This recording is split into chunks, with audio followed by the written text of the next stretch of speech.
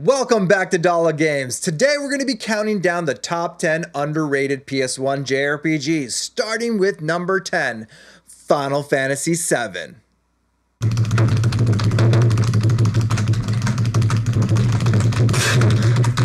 Please stop. I'm kidding, okay? Delete whatever you were just aggressively typing. Also, why are you so sweaty?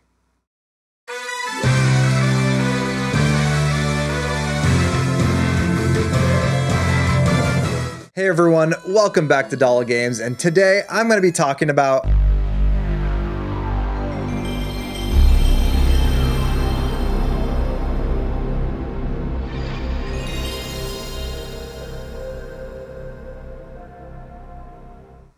Seriously, that sound hits straight in the nostalgia, and I was planning to discuss the science behind paint drying, so let's ditch that and talk about the PS1 instead.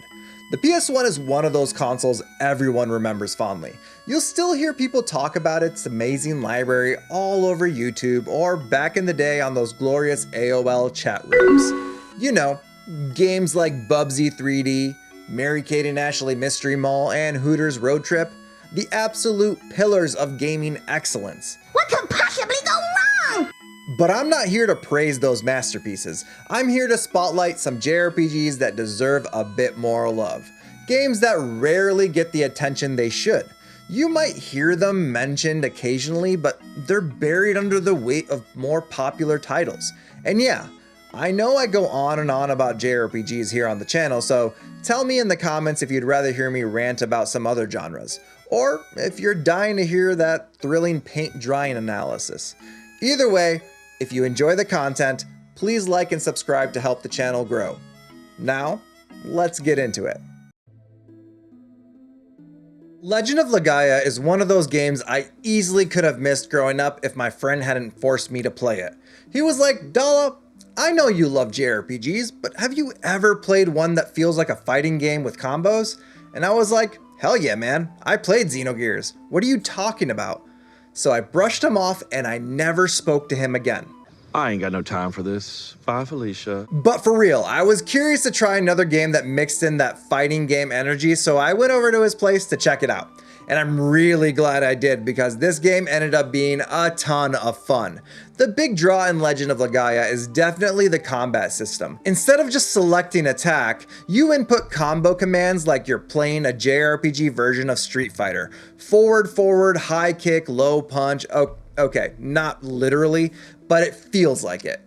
Each character has their own list of arts and super arts you can discover, and landing them feels so good. It gives every fight this rhythmic tactical flow where you're constantly deciding if you want to build up AP for a big combo or save it for defense. It's definitely one of those systems where once it clicks, you're like, oh yeah, this is pretty sick. The story itself has this classic save the world from a mysterious evil vibe, but with a twist that actually makes the stakes feel a little bit higher. While ultimately you are chasing after the big bad villain, you also find yourself traveling through towns that feel like they're actually struggling to survive, which definitely helps expand the world building in this game.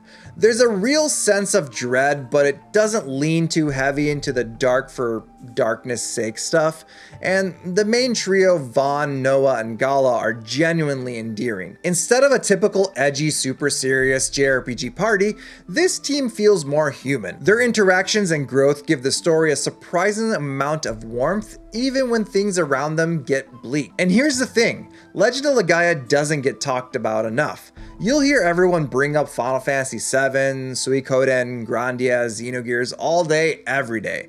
But Legaia? Nope, you rarely hear about it. It deserves that same retro spotlight that big names get, especially now when people are constantly shouting about wanting fresh takes in JRPG combat. Like bro, we had one. It was right there on the PS1. Valkyrie Profile is such an odd case when it comes to games I think are underrated on the PS1, because as a kid, I did hear people talk about it a decent amount, at least in my circles.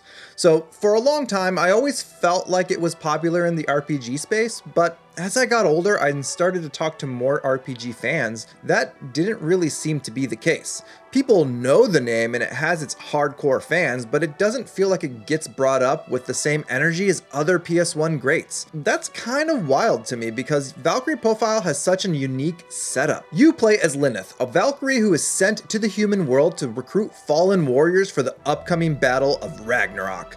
So instead of the usual JRPG structure where you gather a party and head off to save the world, you're moving through these smaller tragic stories, meeting characters at the end of their lives and deciding who is worthy to fight in the afterlife. It gives the game this really distinct tone that still stands out today. Now, gameplay-wise, it's also doing its own thing. You're exploring dungeons with side-scrolling movement, you're solving puzzles, and then you're jumping into battles where each party member is tied to a face button. So combat feels fast and rhythmic, almost like you're building combos with your whole party, instead of just picking an attack from a menu for one specific character at a time. It's definitely stylish and different for the time, and honestly way more inventive than people give it credit for. Outside of the original PS1 game, there was a second game on the PS2 that took place hundreds of years before the first one, but even that didn't seem to catch on the way it should have. Fast forward to 2022 and we got Valkyrie Elysium, and that basically came and went with no more than a whimper. It's really sad because I do believe there is a lot to love about this IP, and the series deserves way more love than it's getting. Plus, we've seen Valkyrie Profile ported across the PSP and more recently the PS4 and the PS5 with the Lilith version, so clearly Square Enix knows people still care about it. I just wish more people talked about it like the PS1 classic it really is. Sometimes you find yourself wanting to jump into a fun JRPG adventure filled with cyborgs, robots, and a goofy 90s style protagonist, and the ability to woo a bunch of girls to... Hold up, let me check my notes again. Yes, okay, I remember now. You can woo the girls in this game, which allows you to use their intimacy level to further upgrade the powers of your weapons. Nice. So, you know, your typical JRPG experience. Now, this game is called Thousand Arms, and I've always wondered why it didn't become more popular on the PS1. The premise is different enough to stand out, and the anime aesthetic gives it a ton of personality. And honestly, the whole thing feels like something you'd expect from a silly late 90s anime.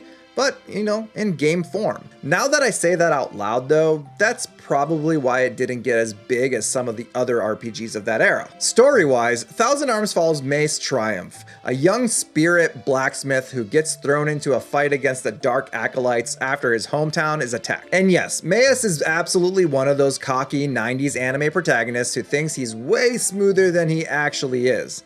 Now, the game leans into that tone pretty hard, and with a lot of comedy, romance, and character moments that give it a very different flavor from the more serious PS1 JRPGs people usually talk about. When it comes down to gameplay, it mixes traditional turn-based battles with weapon crafting and dating sim mechanics. You fight enemies, you're gathering materials, and then strengthening your weapons by building relationships with different girls throughout the story. It sounds ridiculous, and it kind of is, but that's also what makes it memorable. There really aren't many PS1 RPGs that feel like this, and that's why I think Thousand Arms is underrated. It may not be the deepest RPG on the system, and yeah, some of the humor is very much of its time, but it has a clear identity. It's charming and weird and just completely committed to its own nonsense. In a PS1 library filled with legendary RPGs, Thousand Arms still manages to feel different, and that deserves way more credit. Back in the SNES era, one of my favorite developers was Quintet. They were known for creating games like Soul Blazer and Illusions of Gaia, but the one I loved the most was Terranigma. Unfortunately, we never saw that game officially released in the US, which still hurts a little. But that's not what I'm here to talk about today. This video is about underrated PS1 RPGs, so let's talk about the last game Quintet ever made before disbanding as a developer, the Granstream Saga. Granstream Saga is not a super popular, and I rarely see anyone talk about it. But I recently played through some of it and was pleasantly surprised. You play as Eon, a young man trying to save a world where entire continents are literally sinking. That alone gives the story a different feeling from a lot of PS1 JRPGs. It has that quintet DNA where the world feels like it's dealing with something that might tie into the relationship between humankind and nature rather than just one hero's journey. And coming from a studio behind Terra Enigma, that immediately stood out to me. So as for the gameplay, it's also interesting because it doesn't play like your typical quintet action RPG from the SNES era. Enemies appear on the field, but once you walk up to them, the game cuts to a separate battle screen where you fight in one-on-one encounters. From there you move, block, dodge, and attack manually, which really kind of feels like a quintet game but in 3D form. It's a little stiff today, and yeah, it's definitely a product of its time, but there's something compelling about it. It feels experimental in a way that makes sense for Quintet trying to bring their action RPG style into 3D. One other interesting thing about this game, and this might be a little divisive, is the graphics around the character models. They are great looking polygon characters, don't get me wrong, but they didn't add faces to any of the models. So if you're someone who likes faces, you might not like what this game leaves out. Just saying. It's not perfect, but Granstream Saga has enough interesting ideas, atmosphere, and quintet charm that I think it deserves way more attention as one of the PS1's underrated JRPGs. Threads of Fate is another one of those games that I never really owned, but played constantly at my friend's house growing up. I'm pretty sure I forced him to let me borrow it on multiple occasions so I could beat it with both protagonists.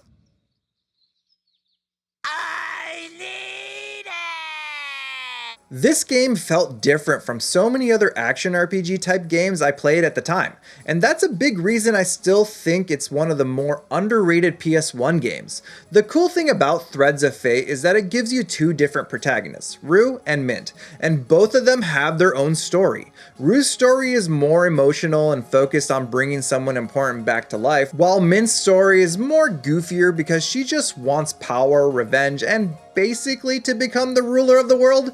So, you know, normal teenage goals. What made me such a fan of this game was how different the feeling of each route was. It gives you a great look at the world as a whole and from two distinct perspectives. I feel like a lot of games that give you this choice, it's always more or less similar, but with this game, there's enough difference to make you want to play both routes. As for the gameplay, Threads of Fate is an action RPG with platforming, magic, and dungeon crawling. Rue can transform into monsters he defeats, which gives him different abilities and makes his route feel a bit more experimental and fun.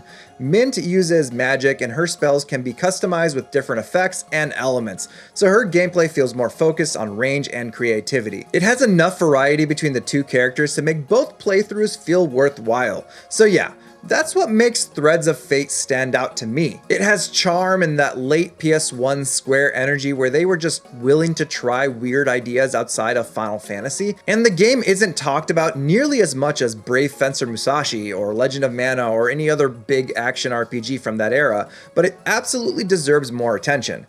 It's an easy recommendation to anyone looking for a PS1 action RPG with a nostalgic charm to it. Now, Threads of Fate may not be the flashiest PS1 RPG, but for me, it belongs in the underrated conversation.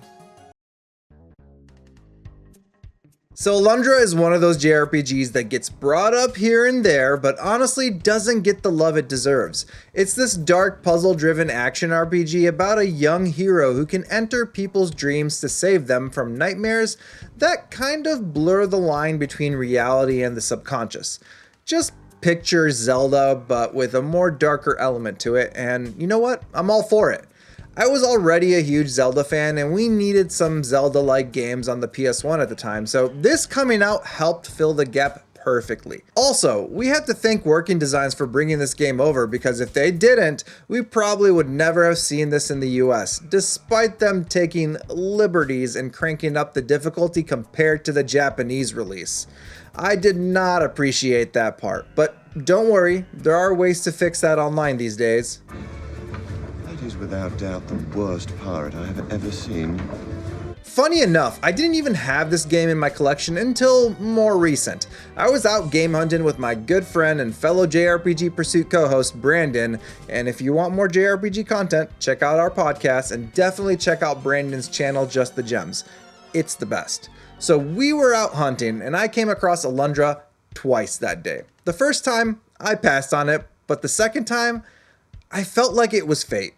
Plus, Brandon was definitely enabling me the entire time. Do it! Just do it! So I caved and I picked it up. Now, back to the game. For the story, Alundra starts off deceptively peaceful. You wash ashore in a quiet village of Inoa, and for a moment it feels like your typical charming JRPG beginning. But once you start diving into the dreams of the town folks, things kind of escalate quickly. Every dream becomes a puzzle-filled dungeon connected to the character's deepest fears, regrets, or trauma. And unlike most JRPGs of the era, when someone dies in Alundra, they stay dead. There's no weird way of bringing them back, and the game does not shy away from loss or grief, and that's what gives it such a memorable, mature tone. Now, gameplay, it combines action combat with some of the toughest puzzles of the PS1 era. Seriously, some of these are brutal, but when you finally solve them, it feels incredibly rewarding. But what really sets Alundra apart is how well all of its pieces come together. The hand-drawn visuals, the melancholic atmosphere, the tough puzzles, and Kohei Tanaka's gorgeous soundtrack all blend into this incredible experience. It's one of the most well-crafted hidden gems on the PS1, and it blows my mind how many JRPG fans have never played it, or even heard of it. This is absolutely one of those games that deserve more recognition, and honestly, it's long overdue for a proper remaster or even a full HD 2D remake. If Trials of Mana and Star Ocean can get their second chances, Alundra deserves its moment in the spotlight too. So, bring it back, please. I've always been a huge fan of working designs and the games they brought over to the US. Everyone knows Lunar 1 and 2 because they're constantly mentioned as fan favorites, and yeah, I go on and on about them too. But a game, or more accurately a series, that doesn't get nearly enough love on the PS1 is the Arc the Lad collection. Like the Lunar releases, it came in this awesome box packed with goodies, and it included the first 3 games, so you were getting your money's worth. I didn't own it as a kid though. I borrowed my friend's copy and still regret not picking it up myself. So here I am wishing I could tell young Dala to buy it. What happened to then? We passed that. When? Just now. We're at now. Go back to then. When? Now. Now? Now. I can't. Why? We missed it. When? Just now. The story across these games is surprisingly ambitious, and the first game follows Arc, a young hero who follows in his father's footsteps to take on the evil demon. Graphically, it feels like a bridge between 16-bit and 32-bit eras, and it's definitely a short game that acts like a prologue to the other 2 games. The combat mixes tactical grid-based battles with RPG progression, so you're constantly making choices that make every encounter satisfying. It might be simple by modern standards, but nothing wrong with a little fun simplicity. Then you jump into Arc the Lad 2, where you play as Elk, who is dealing with the aftermath of the first game. In 2, the world feels much bigger and both the story and combat get much deeper. You can now explore towns, take on side quests, and accept jobs that build out the lore. The leap from Arc the Lad 1 to 2 reminds me of the same style of leap that you saw from Suikoden 1 and 2. Now, by the time you got to Arc the Lad 3, you play as Alec, a young adventurer inspired by the heroes of the past. The formula shifts again, focusing on more smaller stories that tie into this overarching narrative about this evil organization called the Academy. What's wild is how few people talk about this series though. Final Fantasy Tactics and Suikoden 2 get endless praise, but Arc the Lad rarely gets brought up in the same breath. I'm guilty too, so I'm trying to be better with this video. The fact that we got a 3-game epic on the PS1 is kind of ridiculous. It might not have the biggest budget, but it helped define what made PS1 era JRPGs so special. So let's hope we get a remaster collection soon. Have you heard of Jade Cocoon? I feel like I've seen so many underrated PS1 JRPG lists online, and somehow this game barely comes up. Maybe I'm completely wrong, so let me know in the comments. It's false. No way. Not this time. Not this time. No. But yeah, I've talked about it with friends here and there, and almost no one I know has actually played it, which is really weird to me because I think this is the exact kind of game JRPG fans would actually like. Jade Cocoon came out in 1999, and on the surface, it looks like a monster hunting RPG. kind of like Pokemon, but also not really like Pokemon, because instead of just catching monsters and building a team, it feels closer to something like Shin Megami Tensei, where you're fusing different monsters together and getting different results based on what you combine. That mechanic is super common now, but back then, it felt really unique. So I've always wondered, was this just too weird for people at the time? Did everyone see monsters and immediately think, oh, Pokemon, and then moved on to play Pokemon? Because if so, that's kind of a shame. Story-wise, you play as Levant, a young cocoon master who has to protect his village after a curse begins spreading through the forest. The game has this really interesting mix of folklore, mystery, and darker fantasy that gives it a completely different feeling from a lot of other PS1 JRPGs.